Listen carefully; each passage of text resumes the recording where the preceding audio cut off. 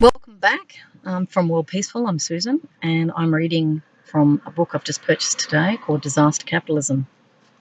It goes on to say the system is rigged.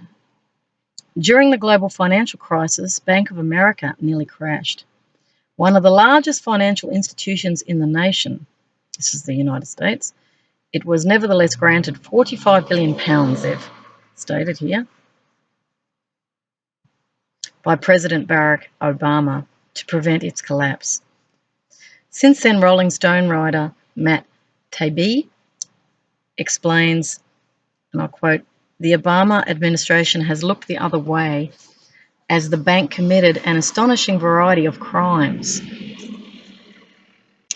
ripping off almost everyone with whom it had a significant business relationship, cheating investors, insurers, depositors, homeowners, shareholders, pensioners, and taxpayers. It brought tens of thousands of Americans to foreclosure court using bogus robo-signed evidence, a type of mass perjury that it helped pioneer. It hawked worthless mortgages to dozens of unions and state pension funds, draining them of hundreds of millions in value."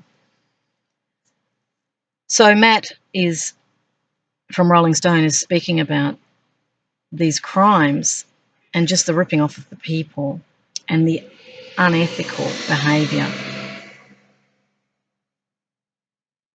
This, of course, has been widely discussed, the 2008 financial crisis and the bailing out of the banks and the foreclosures for the poorest of people. This really raised big issues globally. It also plunged countries into debt. Australia's debt, we were clear, our public debt was clear, but it actually increased our debt. So these banking practices, driven by greed, if you remember the film Gordon Gekko, greed is good. This is the mantra of Wall Street. So it's not about the people per se, it's about a system that encourages and rewards greed. And like any addiction, anyone can get hooked into the lifestyle. You get fancy cars, you've got the latest technology, you're top of the world, you've got as many lovers as you want. You can get drugs, they get designer drugs, they live the high life. And it becomes their sense of identity. And that's why when we saw stock markets crash, in the 20s there was a stock market crash, 2008 crash. People jump out of windows during these times because they believe their world is over and they think their world is hooked up to all these things, this rampant consumerism. Outside of that, they feel they're failures. They can't live on. They're ashamed because they lost. The game is all about the winning. And this is a competitive game that men have pretty much created. Women are not as competitive. Women typically are more cooperative. So there's a gender difference here. But these are the drivers of behaviours that want to win at all costs.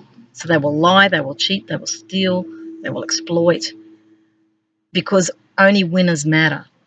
So the winners are rewarded. So you can see that those in the role modelling positions, the really rich and famous, the CEOs, the board of directors, the industry leaders are the ones who are rewarding these behaviours. The decoupling of human rights from trade, as I mentioned in the previous video that Clinton declared, was a sign of no ethics. Just the words "Make America Great" came to me just then. So I'm an intuitive, so I'll just say it as I feel it. As I've said in previous videos about greatness, it's actually in the most humble acts that we are at our greatest. It's to reframe greatness. It doesn't have to be about exploitative extraction or production in order to make maximising profits, rather than optimising activity based on sustainability principles where the actual real costs of production are factored in as a, if you like, increase of price. So the more exploitative an industry, the prices should be higher. That's why we have, carbon tax being requested. That's why we have duties placed on products, is to make them more expensive so they don't get purchased. That's still working within the prevailing economic system. It's not a shift in consciousness, but it is a starting point to reconfigure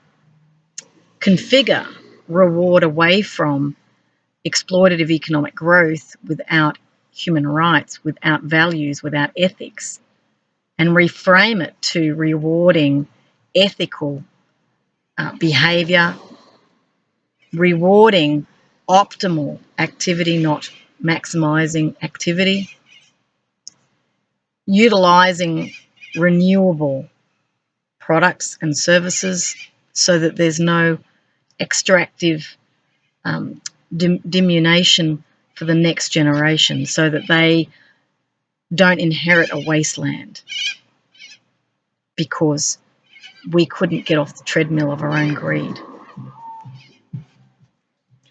So those crimes are being raised and a system being rigged. So this is a modern definition of capitalism. As Taby told those attending an Occupy Wall Street Day of Action in 2012, this gigantic financial institution is the ultimate symbol of a new kind of corruption at the highest levels of American society. A tendency to marry the near limitless power of the federal government with increasing, concentrated, increasingly unaccountable private financial interests.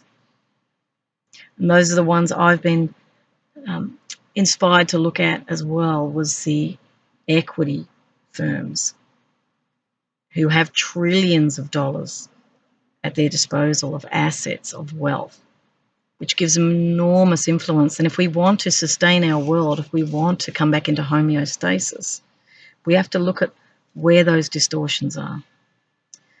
He goes on to say Wall Street bankers were happy at this bailout. The sum of all executive bonuses in 2014, averaging roughly $173,000 each, came to around double the earnings of all Americans working full-time on the minimum wage. So these were the bonuses that doubled the earnings. So it came to be double the earnings. Can you imagine how people feel when they find that out? They can see that they are being exploited. And this is where the resentment and the social disruption occurs, is people get resentful that these people are making so much money. It is an ideology that thrives despite guaranteeing social disharmony. So it keeps that disharmony, and people will take drugs, they'll drink because they're feeling they can never get ahead, they feel stuck, they feel in poverty, and they blame themselves. And that's the tragic part. Some will suicide because they couldn't bring enough money in, or their marriage will break down. So imagine all those externalities that are not acknowledged by those who are going forward with business as usual and ignoring the social ecological impact. This is the real social impact of capital. The US model of reducing the role of government while increasing the influence of largely private power, has never been so rapacious. Though the problem is global, for-profit colleges burden students with huge debts and worthless credentials whilst receiving federal student aid. Goldman Sachs, a firm with a large measure of responsibility for the economic meltdown in 2008, now invests in social impact bonds. I've had a look at the social impact stuff, and I'm not at all keen on it, because what I'm seeing from my level where I'm at as homeless, unemployed definitely, although I work for humanity, is that they're not recognising their social impact, and yet they're saying they're creating social impact bonds. you know, as if it's a little bit like planting trees, you know, as a carbon offset. It doesn't change the fundamental attitude of exploitation. So they rush in to look good as corporate citizens, helping the homeless, helping the poor, charities with children.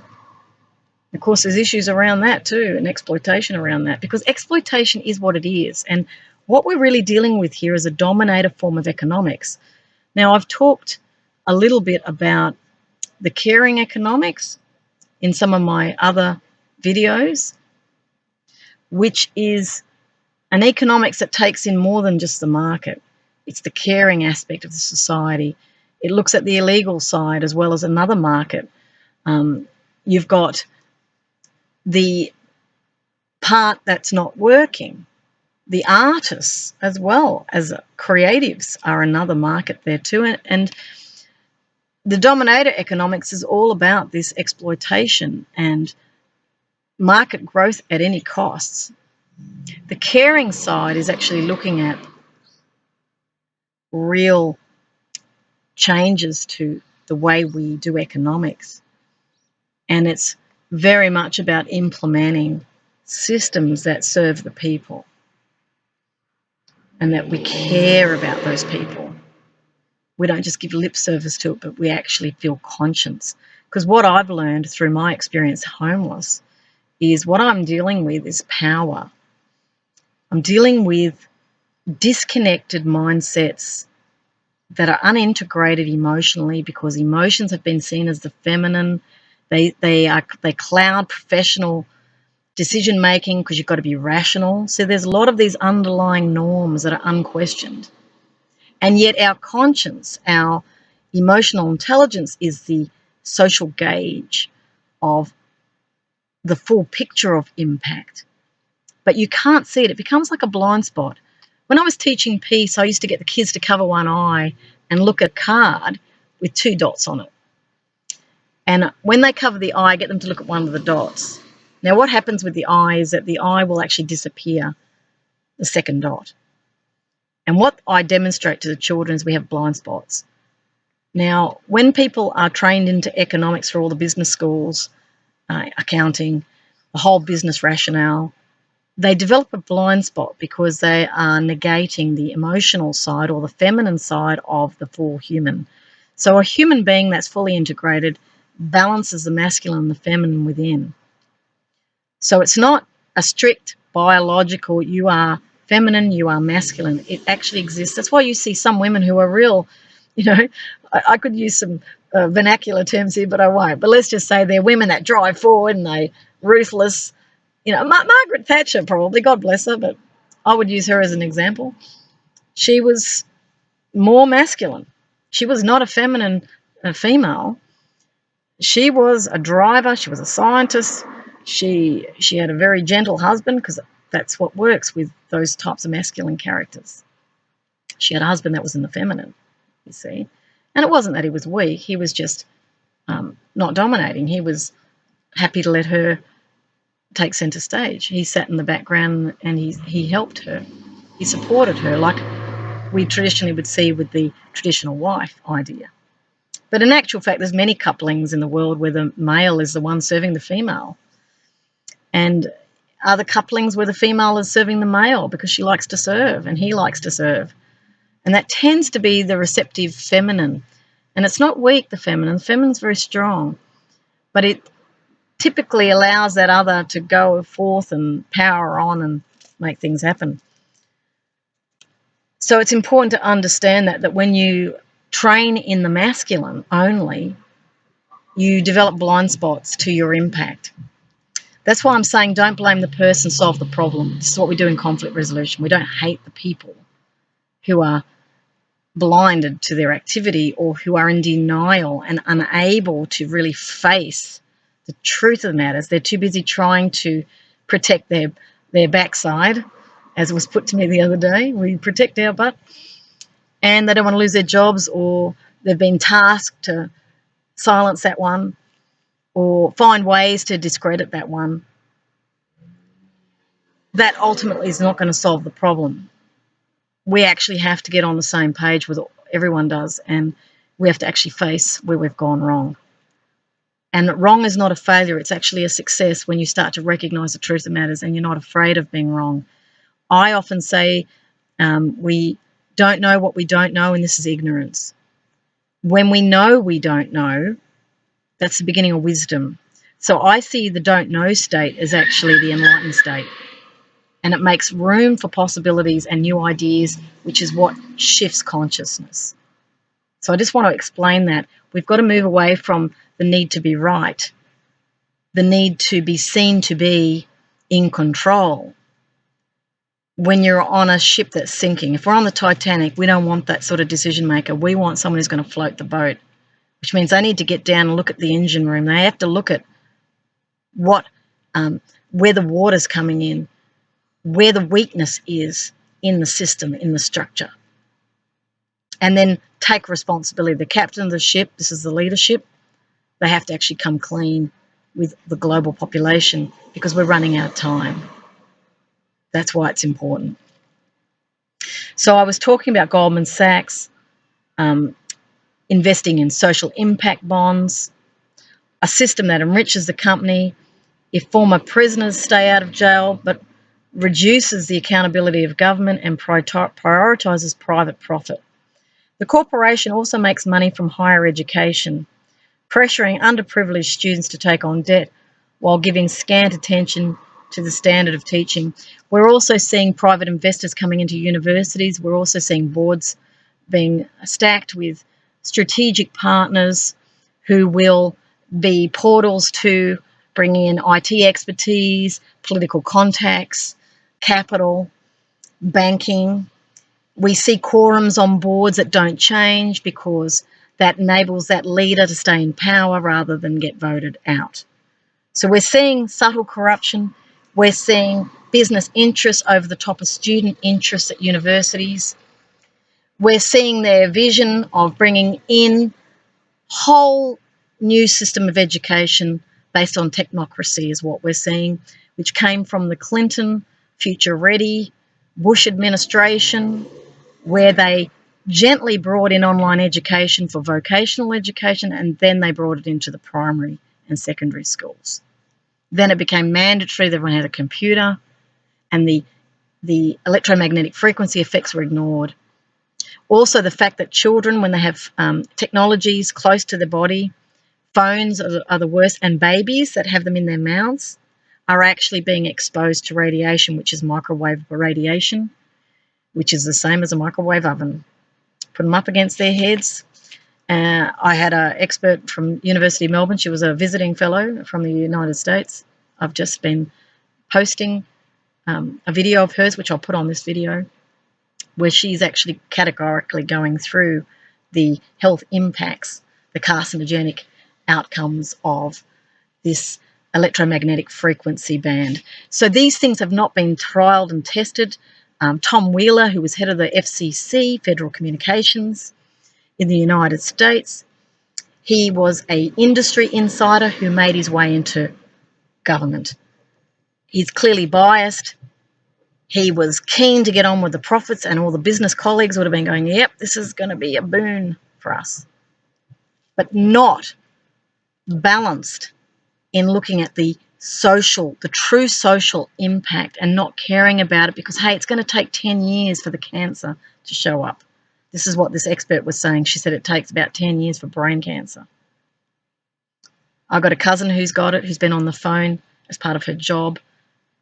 She is not convinced that the phone's caused it, but there is, I think, credible evidence now and a real movement emerging around the world that this is dangerous to human health. Now, the profit motive creates the blind spot. The greed creates the blind spot where we just don't want to go there. We go into denial. Oh, we don't want to deal with that. Let's just not respond to it. Or let's try and criminalize these accusations because they're affecting profit. We see that with the Trans-Pacific Partnership Agreement.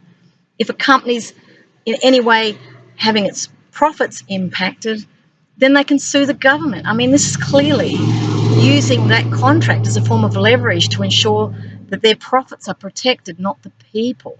And because they're multinational corporations who are foreign, They're not going to care or have any accountability to the public on the ground. They're overseas companies. If they're based in Australia, there may well be legal consequences. You know, people have to gather evidence, but they can be held up in court for years. And often companies can say, oh, well, we'll just pay them off. And people might go after a few years, they're tired of the fight, they just take the payout. But it doesn't change behaviour. Still the same paradigm is operating out of the greed and the profit motive, and to expand production in order to sustain lifestyles that people don't feel they can do without, or power that they feel they must have in order to have an influence. And yet I can say, as a homeless person who's got no power, no influence, that the richness of your life comes from within. It doesn't come from the things you feel you have to accumulate. It actually empties you.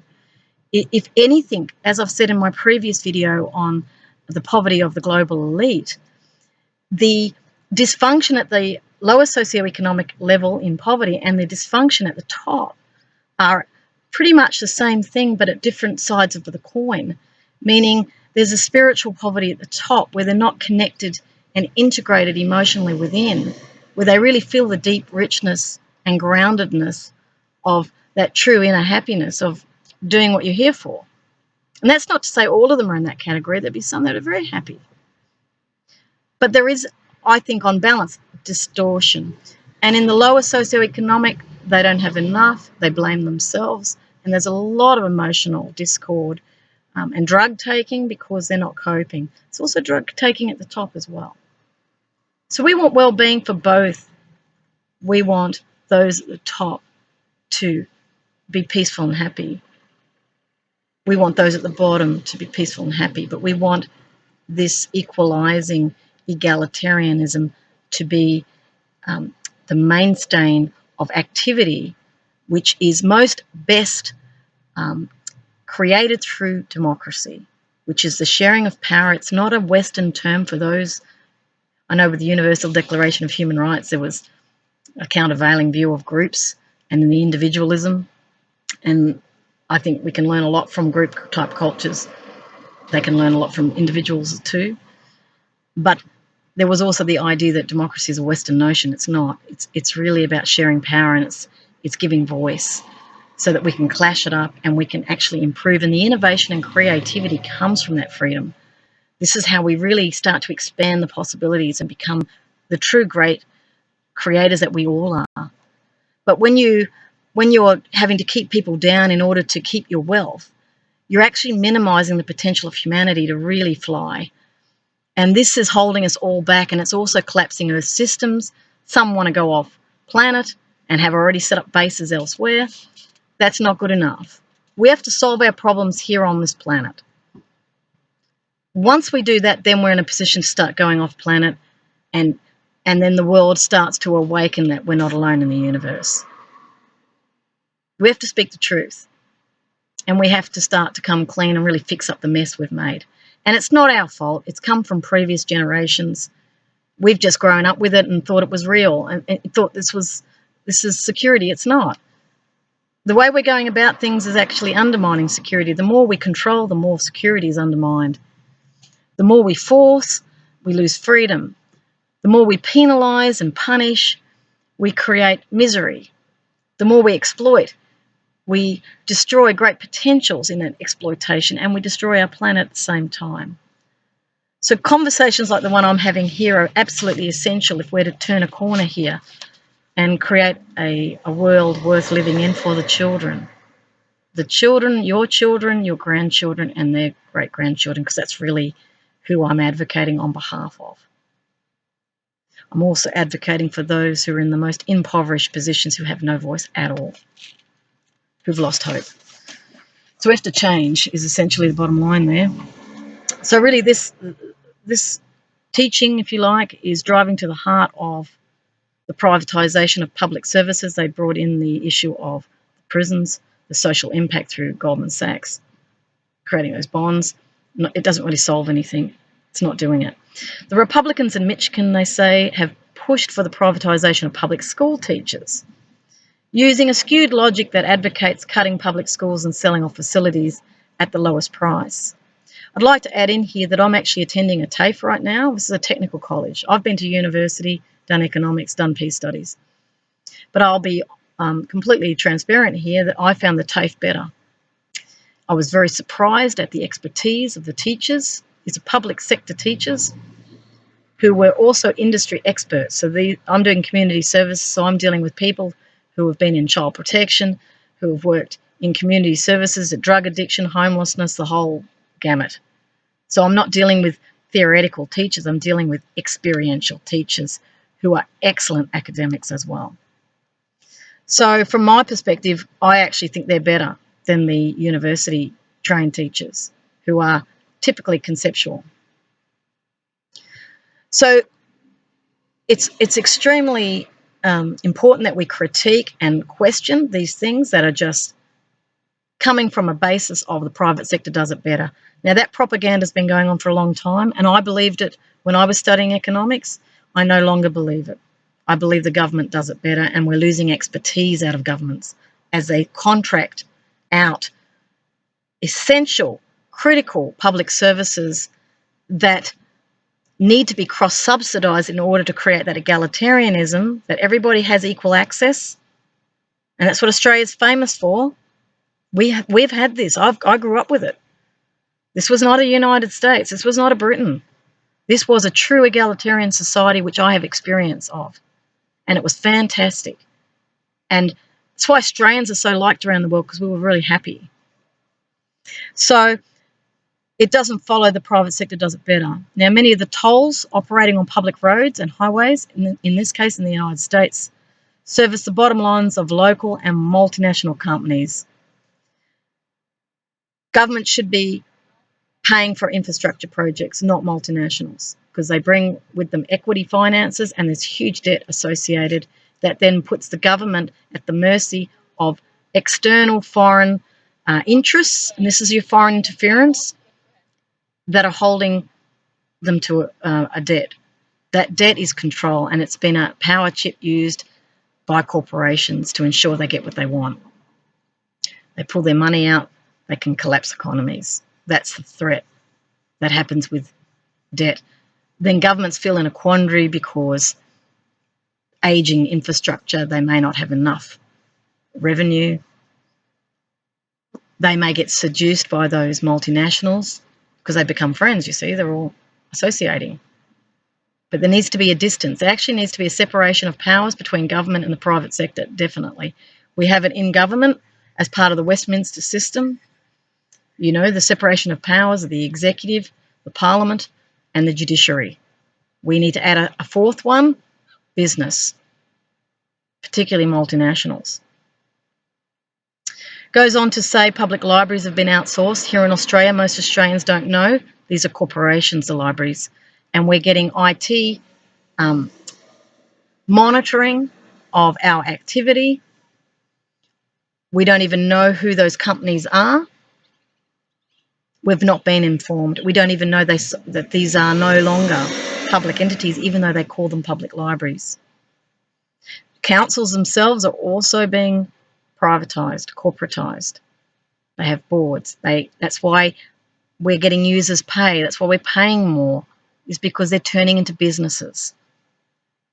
So when the taxes were originally designed as part of that government spending through a budget, they were designed that way so that all those public infrastructures were taken care of by the government. That's why we gave up taxes. Now, if it all gets privatised off, then we don't pay taxes, and we shouldn't pay taxes if the private sector is going to control everything. Then they are not to get GST or income tax or any of the taxes. They're to be completely disbanded if we're to have a corporate takeover of our country. That's really important, because that's why we paid tax in the first place. We had a system of government to represent us because we were funding everything. What we're seeing today is we're not being heard. We're not having appropriate representation. Those representatives are representing others because the economic paradigm has been overlaid over government as more efficient when it's not. The service sector, debt in government was considered in economics to be a good thing. In an accounting business firm, it's considered a bad thing. But pump priming economies going into debt was actually good for government, but the public don't know that, so they can then just say, hey, the budget's not balanced. It's not meant to be if it's a good government. See, nobody knows that. Not trained in economics. It's a different game. Government provision, government procurement, all these things were to be provided by the government. I remember Gough Whitlam. He was trying to buy back and develop energy, our energy supply, so we weren't dependent on foreign companies, which we are today. That these are essential services. He tried to buy back the farm, the mining, because foreign companies came in and bought up the minerals under the ground. So they get the profit on selling those commodities. Australia's a commodity exporter. We've got people in government who are too quick to sell off property, to allow speculators in, to buy up inordinate amounts of property. We've got very large numbers of foreign students coming in because of the lucrative nature of that industry. So the domestic students become crowded out.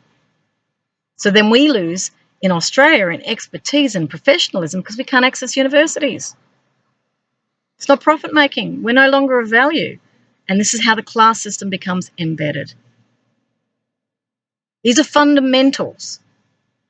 Australia was not the welfare state it was for no reason. It was a world leader. We had 1% of the top scientific publications in the world because of our ability to creatively think.